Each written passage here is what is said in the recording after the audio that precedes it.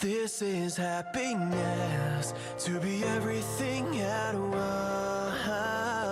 Be unblinded, be unlearned, be unbridled and unburned.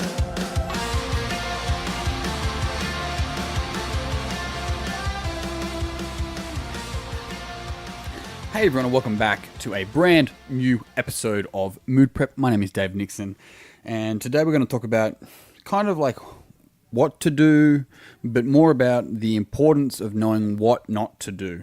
And where I'm sort of going with this is understanding that a lot of the time we might get caught up with this idea of like, let's set a goal and what do I need to do in order to achieve that.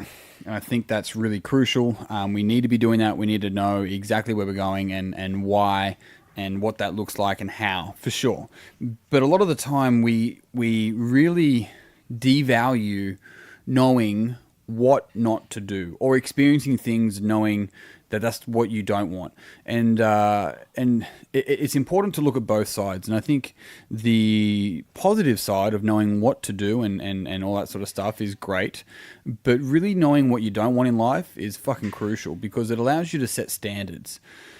Because a lot of the time we go, oh, well, this is what I want, so I'll set a standard for that. But it's actually going, well, it's not often black and white for a lot of people. Often there's a gray area. And so knowing what you don't want, as much as I joke around about it, because I'll say to people, like, oh, what do you want to achieve? They're like, oh, fuck, I'll tell you what I don't want. And like, that's the equivalent of going to a restaurant and being like, what would you like to eat, sir? It's like, not the chicken schnitzel. It's like, okay, but what would you like to eat? It's like, mate, I'll tell you what, I bloody hell don't want that chicken schnitzel. It's like, fine, I'll give you a chicken parmigiana. It's like, fuck, it's worse. So it's really interesting and important to understand what it is that we want. I can't say that that's not important, because it is. We've got to be able to set a direction. But along the way, it's so crucial for us to learn the opposite, to learn what it is that we don't want in life, and what it is we won't tolerate, and what it is that we won't handle. And a lot of the time we have to go through and experience that first, sometimes in the form of relationships, sometimes in the form of lack of discipline, sometimes in the form of maybe work. So it's really crucial for us to be able to not see these things as failures, but see them as mistakes, right? Now, and as I'm saying that really deliberately like that. It's a mistake, right? You still had an opportunity and you took it. You just kind of missed the mark a little bit, and that's okay. You get to go again. You're allowed to, but it's not a failure and you haven't ruined your life. And it's really crucial to understand that. Sometimes in the moment it feels like it. I've been there. I made some serious fuck ups, both in business and with relationships. And I'm like, this is it. This is fucking how it ends. Like, that's it. It's done. It's gone. And that's not true. Like, it passes. It always passes. If you're happy, it passes. If you're sad, it passes. It's just a part of being human. And so when we get caught up with always wanting to be happy, we lose the ability to just be human. And you got to think about what that means. It's a human being. It's being here. Not a human doing, or a human anticipating, or a human anxiousnessing, whatever that is. But you get the point. It's learning to be with all of that in all of its glory, neither good nor bad, just is, and understanding that for you. And to understand means to stand under, to support, to embody. And when we're able to do that, we're able to learn more about ourselves and go through difficult experiences without seeing them as failures, right? Seeing them just as lessons. And this is so interesting, is that a lot of the time we want to avoid mistakes wherever we can. And I think that's fine, that's good. But on some level, we go and seek experience from people, right, who have experience. Now, how do they get experience? Well, experience means that they've got good judgment. Right, so how did they get good judgment? Well, they got good judgment by having bad judgment. So what does bad judgment look like? It looks like a lot of fucking mistakes. And so one thing we have to remember is that this thing that we want to do with our life is going to take a damn fucking while to do. There's no finish line. You don't arrive. If you're waiting to arrive, you're going to buy a caravan and be fucking regretful, right? Nothing wrong with caravans. You know that. It's understanding that you don't arrive. No one's going to give you this thing and saying, "Hey, you're allowed to be this now. You're allowed to be happy now. You're allowed to be wealthy now. You deserve to be paid now. You deserve that person now. You deserve to be loved now." That's never happening.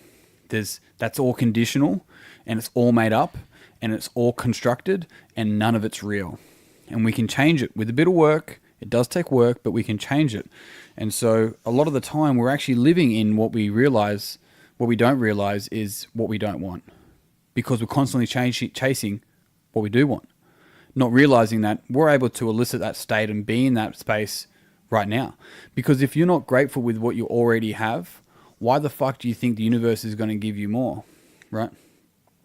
The universe gives in direct correlation to what you give. And I know that's not like a 1+1 sort of maths equation. I mean, take that how you want to take it, and metaphorically as well. But when we understand that the best statues in the world were built for people for what they gave, not for what they were given, like that's the other analogy of it. That's the other idea. It's like when we stop giving with this expectation of return, and we start giving ourselves, we start giving our emotion to something that's worth living for, and understanding that there is no finish line, that you don't arrive, and that we need to learn to go through and take mistakes, but own them. And because when we own them, rather than blaming other people, because we never grow by blaming. We never ever grow by blaming. If you blame, then you're just going to find someone else later on to blame again. It's actually learning to own the mistake. Because when we do it, we can learn from it. When we learn from it, we build bad judgment into good judgment.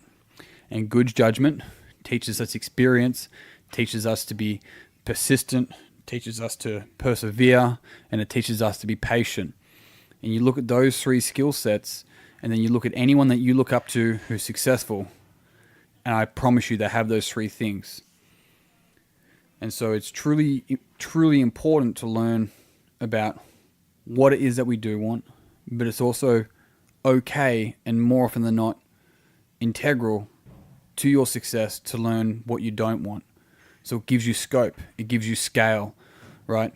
It gives you this sort of spectrum of understanding, and from that you're able to build, and it takes years, right? Blood, sweat, and years. It gives you this scope of understanding how you want to live your life, what you stand for, and what are your morals, what's your integrity, and what won't you stand for? Because there's power behind that. There's massive power behind going through shit and realizing that this is exactly where you need to be right now. The universe is not doing you one over for some reason. I mean, I don't know everyone's situation. Everyone has a different situation, and some are horrible. Like, fuck, I couldn't even bear to think about some people's challenges and difficulties and what that must feel like. I just some of it is unimaginable. But if we're able to be in that moment and make meaning out of that and learn as we look forward in life and go, okay, what do I want to make sure never fucking happens again? And how do I build a message around that?